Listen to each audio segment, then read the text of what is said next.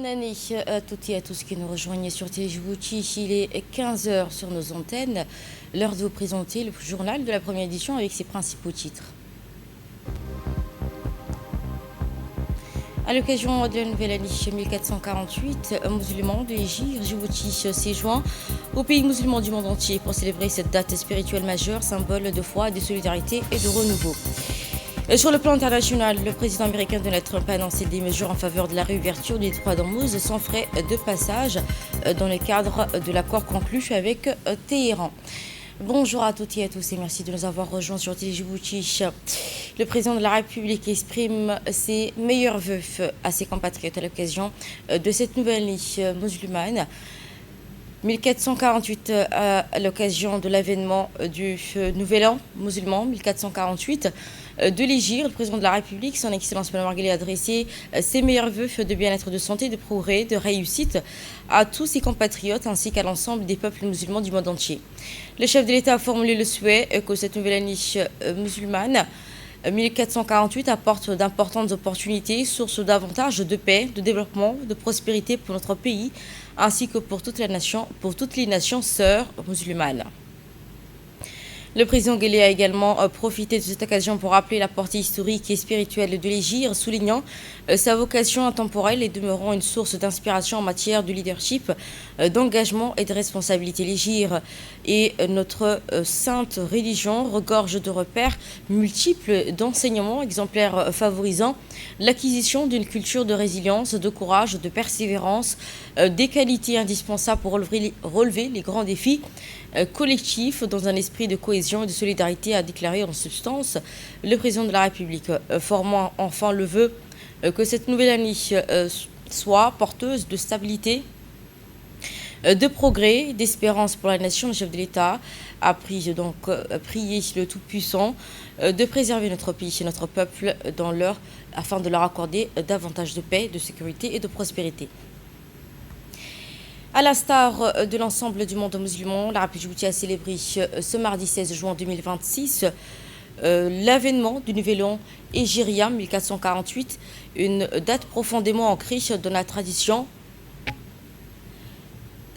islamique qui rappelle les valeurs spirituelles et humaines de la noble hégire du prophète Mohammed sallallahu alayhi wa sallam. Cette commémoration marque l'avènement ainsi le souvenir d'un événement fondateur de l'histoire de l'islam ayant constitué un tournant décisif dans la mission prophétique et dans l'édification de la première communauté musulmane. À cette occasion, les institutions et administrations publiques et privées du pays ont observé une journée fériée en hommage à cette date bénie, ce symbole de foi. L'Égypte occupant ainsi une place particulière dans la mémoire collective des musulmans, au-delà du déplacement du prophète sallallahu alayhi wa sallam et de ses compagnons de la Mecque vers Médine. Elle représente ainsi le début d'une nouvelle étape dans la construction de la société musulmane fondée sur les valeurs de fraternité, de solidarité, de justice et de confiance envers Dieu. Dans son intervention à cette occasion, l'imam de la mosquée de Lota, Cheikh Jamal Ousleye, a rappelé que l'Égypte est intervenu après 13 années d'épreuves, de persécutions vécues par le prophète, paix et salut soit sur lui, et de ses compagnons à la Mecque. Il a souligné que cette période illustre la détermination et la patience ainsi que le courage dont le prophète a fait preuve pour préserver et transmettre le message de l'islam. La commémoration de la noble Égypte demeure ainsi un moment privilégié de réflexion, de renouvellement spirituel, rappelant les valeurs universelles de la foi, d'unité et de solidarité qui continuent d'inspirer les générations musulmanes. Et à cette occasion, à l'occasion de nouvelle année de l'Égypte 1448, les musulmans du monde entier commémorant l'un des événements les plus déterminants de l'histoire de l'islam, l'hégire du prophète sallallahu alayhi wa sallam. Plus qu'un déplacement, cette migration bénie symbolise la foi, le sacrifice, la patience, la confiance absolue envers Dieu. Un magazine de rédaction commenté par Samita Saïd.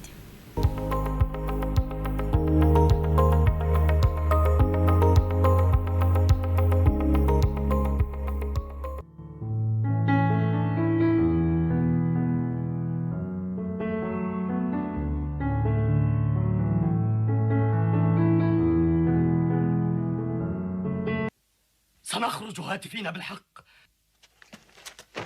وليسمع العالم لا إله إلا الله ولا نعبد إلا إياه مخلصين له الدين ولو كره الكافرون. Après 13 années de prédication à la Mecque, le prophète Mohammed sallallahu alayhi wa sallam et ses compagnons subirent de nombreuses épreuves. Hostilités, persécutions, boycotts économiques et injustices furent les moyens employés par les Qurayshites pour tenter d'étouffer le message de l'islam qu'ils considéraient comme une menace pour leur pouvoir et leurs intérêts. Malgré ces difficultés, le prophète sallallahu alayhi wa sallam demeura ferme dans sa mission, porté par une foi inébranlable à une confiance totale en la promesse divine. Un tournant majeur survint lorsque la délégation venue de Ya'trib rencontra le prophète sallallahu alayhi wa sallam et adhère à son message. Les pactes conclus à 2 reprises consacrent leur engagement à les soutenir, à les protéger. À la suite de cet événement d'allégeance, Dieu autorisa les musulmans à immigrer vers la future Médine. Face au départ progressif des musulmans vers cette nouvelle terre d'accueil, les dirigeants de Quraysh prirent conscience du développement croissant de la communauté musulmane réunie à Dar al-Nadwa. Ils élaborèrent un complot visant à assassiner le prophète sallallahu alayhi wa sallam. Cependant, la volonté divine déjoua leur plan. Le messager de Dieu reçut alors l'ordre de quitter la Mecque, ouvrant ainsi un des chapitres les plus glorieux de l'histoire islamique. Dans la nuit de l'Hégire, le prophète sallallahu alayhi wa sallam quitta discrètement son domicile après avoir confié qu'Allah l'agrée à Ali la mission de restituer les dépôts laissés par leur propriétaire, accompagné de son fidèle compagnon Abu Bakr al-Siddiq, qu'Allah l'agrée. Il emprunta un itinéraire inhabituel afin d'échapper à ses poursuivants. Les 2 compagnons trouvèrent refuge dans la grotte de Taur où il demeura 3 jours. Lorsque les poursuivants arrivèrent à proximité de la grotte, Abu Bakr al-Siddiq exprima son inquiétude. Le prophète sallallahu alayhi wa sallam le rassura alors par des paroles demeurées célèbres. « Que penses-tu de 2 personnes dont Dieu est le 3e » Illustrant ainsi sa confiance absolue en la protection divine, déterminé à retrouver le prophète sallallahu alayhi wa sallam, les Qurayshites promirent une récompense de 100 chamels à quiconque parviendra à le capturer, vivant ou mort. Cette prime déclencha une vaste traque à travers le désert, mais malgré les recherches intensives, toutes les tentatives échouèrent et la protection divine accompagna le messager de Dieu tout au long de son voyage. Après plusieurs jours de marche, le prophète sallallahu alayhi wa sallam arriva à Quba, où il fonda la première mosquée de l'islam avant de poursuivre son chemin vers Médine. À son arrivée, les habitants de la ville lui réservaient un accueil exceptionnel. Hommes et femmes et enfants sortirent en nombre pour célébrer son arrivée dans une atmosphère de joie, d'enthousiasme, immortalisée par les chants de bienvenue, transmis à travers des générations. Cet accueil marqua le début d'une nouvelle ère. Les musulmans passèrent alors d'une situation de persécution et de vulnérabilité à la construction d'une société organisée, d'un État fondé sur des principes de justice, de fraternité et de solidarité.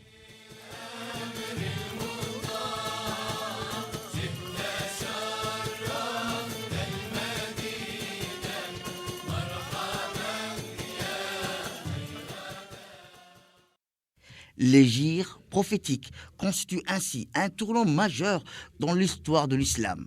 Conscient de sa portée exceptionnelle, le calife Omar ibn al-Khattab, qu'Allah l'agrée, choisit cet événement comme point de départ du calendrier hégirien, consacrant ainsi sa place centrale dans la mémoire de la civilisation musulmane. C'était un magazine de rédaction commenté par Samata Saïd. Concernant le conflit qui a opposé les États-Unis d'Amérique à l'Iran, l'Arabie Djibouti publie dans un communiqué saluant une avancée majeure diplomatique dans les efforts visant à mettre fin aux tensions du Golfe à la suite de l'annonce d'un accord de paix entre les États-Unis et l'Iran prévoyant un cessez-le-feu immédiat et permanent. Dans un communiqué, l'Arabie Djibouti a estimé que cette évolution constitue une étape importante vers le règlement pacifique du conflit et le rétablissement de la stabilité du conflit ainsi que l'ensemble de la région. Au 9e jour de la guerre américano-israélienne contre l'Iran, le président américain Donald Trump a annoncé la signature d'un mémorandum d'entente avec Téhéran, affirmant que l'accord comprend l'engagement de l'Iran à ne jamais se doter de l'arme nucléaire, ainsi que la réouverture partielle du détroit d'Ormuz. Dans une publication, le président Donald Trump a déclaré que les États-Unis œuvreraient à la réouverture complète du détroit d'Ormuz sans imposer de frais de passage une fois les opérations de déminage et de sécurisation de la voie maritime achevées. En Israël, le premier ministre Benjamin Netanyahou a déclaré ne pas être certain des détails de l'accord conclu entre Washington et Téhéran, tout en réaffirmant la volonté d'Israël de maintenir sa présence dans la zone de sécurité au Liban. Du côté iranien, l'armée a annoncé son soutien à tout accord garantissant les intérêts nationaux, estimant que le respect des engagements de l'adversaire nécessite le maintien d'une position de force. Le ministère iranien des Affaires étrangères a pour sa part souligné que la fin des hostilités sur tous les fronts, y compris au Liban, constitue un élément fondamental et non négociable du mémorandum. Et toujours à ce propos, au 109e jour de la guerre américano-israélienne contre l'Iran, le président Trump a annoncé la signature d'un mémorandum d'entente avec Téhéran, affirmant que l'accord prévoit l'engagement de l'Iran à ne jamais se doter de l'arme nucléaire ainsi qu'une réouverture progressive du détroit d'Ormuz. Dans une publication sur Truth Social, Donald Trump a indiqué que les États-Unis œuvrent à la réouverture complète de cette voie maritime stratégique sans frais de passage.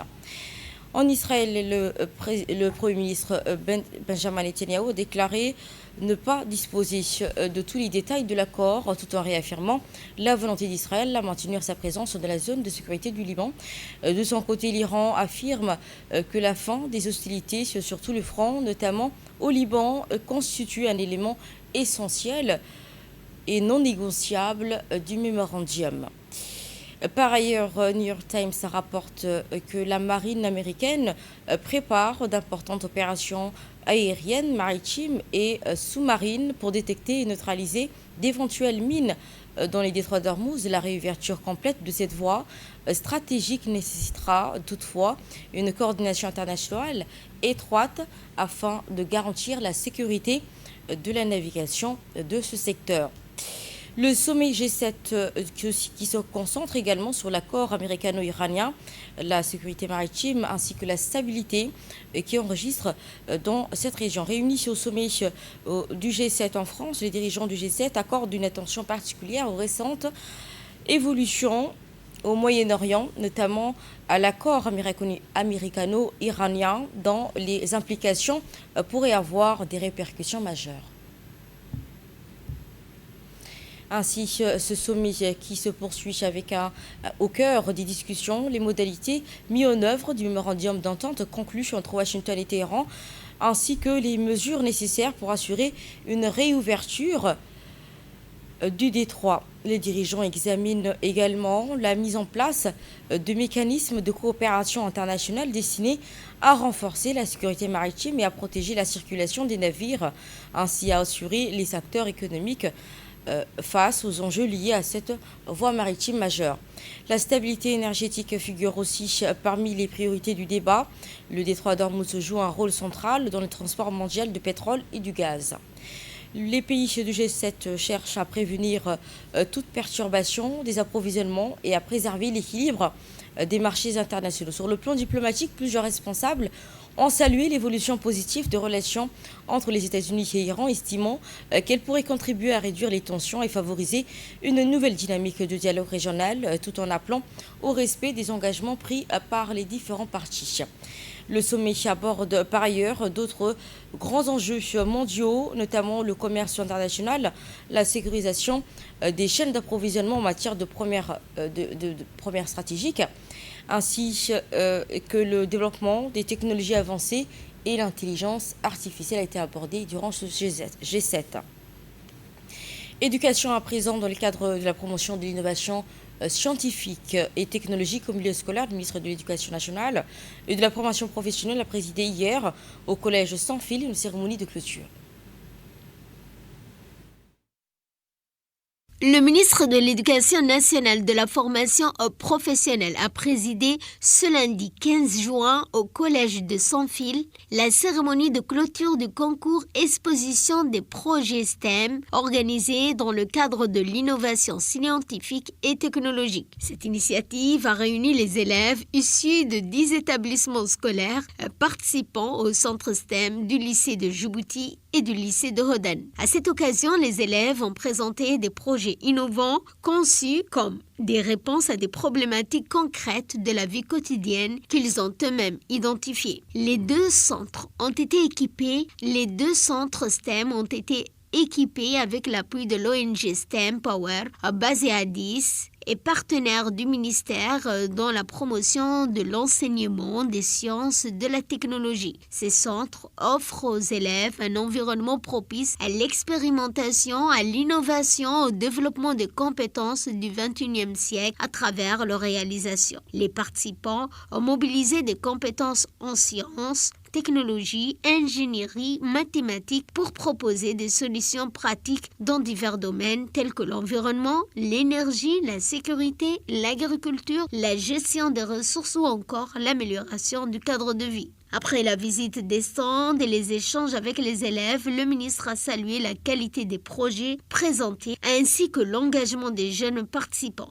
Il a souligné que cette initiative illustre parfaitement la volonté du ministère de promouvoir une éducation fondée sur l'innovation, la créativité, l'expérimentation et la résolution des problèmes. Le ministre a également félicité les établissements participants, les enseignants, encadreurs, les chefs d'établissement et les inspections générales pour leur contribution au développement de la culture scientifique et technologique dans les établissements scolaires.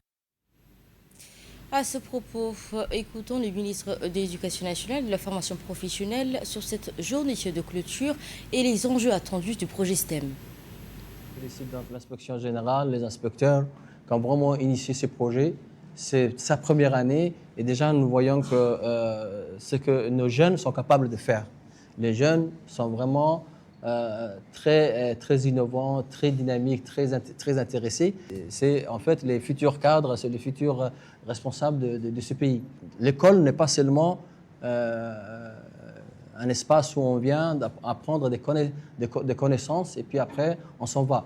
Donc c'est à nous, les adultes, qui devons donc vraiment créer l'étincelle, les motiver, les attirer, faire en sorte que l'école soit l'espace où ils viennent pour s'épanouir. C'est l'espace de créativité, c'est l'espace de dynamisme et de motivation. L'élève sera bien sûr le premier à venir. Vraiment, c'est tout un changement de paradigme qu'on doit opérer dans nos établissements scolaires. Un établissement où il y a un bien-être, sûr et certainement le rendez-vous est là.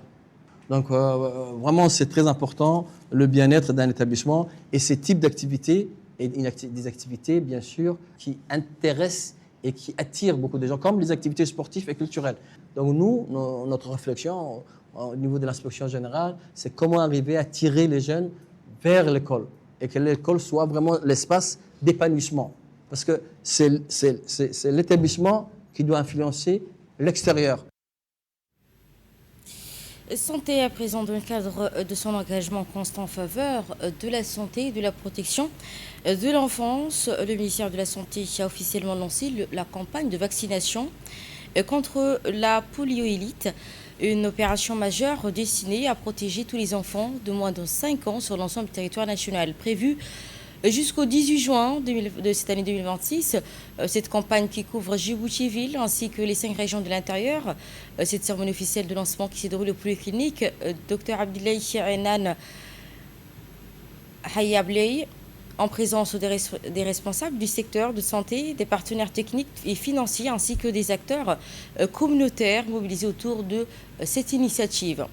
Parmi les personnalités présentes figuraient notamment Ali Kheri, directeur régional des régions sanitaires, M. Daoud Ahmed, coordinateur du programme élargi de vaccination, Mokhtar Mohamed, responsable de santé du l'UNICEF, etc. Les femmes leaders ainsi que représentants communautaires, des élus locaux du quartier de Hayabley ont également préparé cet événement, témoignant de l'importance de cette mobilisation collective en faveur de la santé des enfants. À l'issue des interventions officielles, une séance symbolisant la vaccination a été marquée au lancement actif de cette campagne. C'est de l'éradiquer et votre participation nous sera d'une très grande aide. Nous serons dans les quartiers, nous serons avec vous. Veuillez nous accueillir, Inch'Allah. Je vous propose à présent d'écouter différentes interventions autour de cette campagne de vaccination importante pour les enfants de moins de 5 ans. Campagne pour donc, le vaccin bivalent à Djibouti. Cette activité, comme partout dans les districts de l'intérieur et au niveau de Djibouti-Ville et au niveau de Balbala, cette activité aura lieu du 14 au 18 juillet. L'objectif principal est de pouvoir vacciner le round 2, donc c'est-à-dire le deuxième tour de la vaccination et de la riposte contre le polio à Djibouti. Nous espérons, notre cible est de vacciner 155 000 enfants à travers 5 jours et on aura différents process de vérification. En compagnie, avec une mission conjointe de l'UNICEF, nous remercions cette activité, le ministère de la Santé, de nous avoir donné cette opportunité de pouvoir vacciner nos enfants à Djibouti. Nous sommes ici pour le lancement de la campagne contre la poliomyélite. La poliomyélite, c'est vraiment une maladie handicapante. C'est une maladie qui va handicaper l'enfant toute sa vie. Et le vaccin est vraiment le seul moyen et le moyen le plus sûr d'arrêter cette épidémie. À Djibouti, comme l'a dit mes précédents, Dr Hussein et les médecins-chefs, il y a quelques cas qui circulent. Et vraiment, il faut arrêter. Pour arrêter, ce n'est pas seulement l'OMS, le ministère, l'UNICEF, mais c'est aussi les mamans, les parents. Il faut que les parents nous aident à vacciner les enfants. Un enfant vacciné est un enfant qui est protégé. Protégeons nos enfants, sauvons nos enfants. Voici notre intervention de cette même journée de lancement de campagne de vaccination contre la poliomyélite de cette journée. L'objectif de la campagne, les enfants cibles, a été déjà dit par mes prédécesseurs, je ne vais pas revenir. Un point important que je vais rajouter, il s'agit d'une campagne avec les vaccins contre la polio bivalent qui est déjà dans la routine. Ces vaccins, et non seulement c'est une campagne de vaccination supplémentaire pour renforcer l'immunité des enfants, mais également pour booster le PEV de routine. L'idée maintenant, comme nous a dit, la polio, la meilleure manière de se protéger contre cette maladie, c'est de donner suffisamment de doses aux enfants cibles moins de 15 ans. C'est dans cet objectif-là que nous ciblons beaucoup plus d'enfants de 0 à 5 ans, vraiment malgré les conditions climatiques, avec la participation de la communauté qui est avec nous, nous sommes convaincus que nous allons atteindre cette cible. Donc l'idée vraiment, c'est de protéger nos enfants. Nous sommes dans une période estivale où beaucoup de familles vont se déplacer dans le pays limitrophe où les cas de polio sévissent. Donc il est important de leur donner une protection pour pouvoir les protéger. Donc ce campagne s'inscrit dans ce cadre et nous demandons à la participation des uns et des autres pour qu'on puisse atteindre la cible et atteindre l'objectif. Également de l'actualité de ce 15h, cérémonie de remise de prix d'un concours. La créativité littéraire de la jeunesse djiboutienne a été mise à l'honneur à l'occasion de la 4e édition du concours de nouvelles pour les jeunes, organisé par l'Union de la presse francophone de Djibouti, l'UPF. Le Centre régional francophone pour la région, CREFA, de l'Organisation internationale de la francophonie s'est accueilli cette journée d'hier, le 15 juin, une cérémonie de remise de prix des compétitions dédiées à l'émergence des nouveaux talents de l'écriture. Parmi les 10 œuvres en lice, le premier prix a été attribué à Khairia Moussabouh pour sa nouvelle fantastique L'enfant des deux mondes. Asma Hassanour a remporté le deuxième prix pour L'introvertie incomprise, tandis que Rahima Mohamed Saïd s'est classé 3e grâce à son récit intitulé Écho du silence.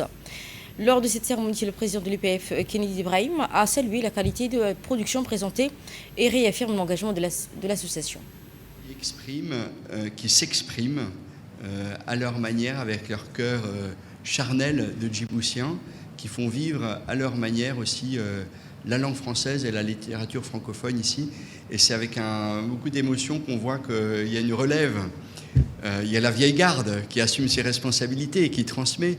Et elle le fait avec réussite, puisqu'il y a une relève et des jeunes qui écrivent avec talent. Et c'est vrai que les nouvelles, c'est aussi un exercice, l'écriture de nouvelles, qui permet peut-être aussi de se lancer. De son côté, la directrice du CREFEM, Madame Rénie Yotova, a mis en avant l'importance de promouvoir la créativité chez les jeunes et la langue française dans les milieux scolaires. Écoutons. Journal francophone pour l'Afrique, CREFA, de l'Organisation internationale de la francophonie à Abril. Avant toute chose, je souhaite remercier les organisateurs de ce concours, en particulier l'Union de la presse francophone qui l'a initié, l'Institut français de Djibouti. Je salue cet engagement constant en faveur de la langue française, de la lecture et de la création littéraire qui permet à des jeunes talents de s'exprimer et de faire entendre leur voix. Grâce à cette mobilisation commune, la littérature francophone continue de vivre, de se renouveler et de se rassembler. Et je dirais, en tant que représentant de la francophonie, que ce sont ces voix qui enrichissent la littérature francophone, qui la font vivre et qui l'enrichissent de leur diversité, de leurs accents, de leur imaginaire, de leur lexique aussi spécifique. Voilà, donc on est ravis de les avoir aujourd'hui ici. Le président de l'UPF, Kennedy Ibrahim, a salué la qualité des productions présentées pour le concours et réaffirme l'engagement de l'association et accompagner l'émergence des nouvelles créates. Le concours de nouvelles, nous l'avons initié il y a 4 ans, bientôt, en 2023. On est à la 4e édition. Cette cérémonie est avant tout une fête. C'est une fête de la littérature, de la créativité et de la jeunesse. Elle est la preuve que malgré les mutations de notre époque, les mots continuent d'inspirer, de faire rêver et porter des aspirations d'une nouvelle génération d'auteurs djiboutiens. Cette année encore, 10 jeunes talents ont répondu à notre appel. À travers leurs textes, ils ont abordé avec sens la résilience ou encore la quête de soi. Je voudrais exprimer ma gratitude aussi au centre CREFA de la francophonie qui nous a bien soutenus à travers Madame Rénie Yotova, qui est très engagée dans ce domaine de la créativité et pour faire briller la francophonie à Djibouti. Et de l'animation de l'actualité hors de nos frontières, un séisme de magnitude 6,7 a secoué l'Indonésie. Un puissant séisme de magnitude 6,7, ainsi le tremblement de terre qui a suscité l'inquiétude des habitants, dont plusieurs ont quitté précipitamment leur habitation et bâtiments par mesure de sécurité. Selon les premières informations, la secousse principale aurait duré plus d'1 minute, entraînant des mouvements particulièrement intenses.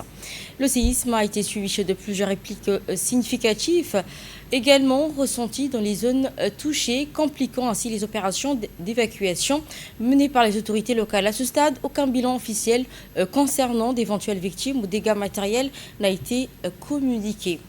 Et nous terminons avec les résultats des matchs d'hier soir. La Coupe du Monde a offert une journée particulièrement équilibrée, marquée par une série de matchs nuls où plusieurs grandes nations ont dû se contenter d'un seul point au classement. Les 4 dernières rencontres disputées sont toutes terminées sur des scores de parité, confirmant la forte compétitivité entre les sélections engagées dans cette phase de groupe. Dans le groupe G, l'Iran et le Nouvelle-Zélande se sont neutralisés 2-2 au terme d'un match rythmé. Dans le groupe H, l'Arabie Saoudite a décroché un match nul important face à l'Uruguay, 1 but partout, tandis que l'Espagne et le Cap-Vert n'ont réussi à se départager 0-0. Le match s'est terminé donc sur un match nul. Ce sera tout. Merci à toutes et à tous de nous avoir suivis. Vous étiez sur TGOT avec le journal de l'information. Merci pour votre fidélité et confiance et merci à l'équipe de la régie.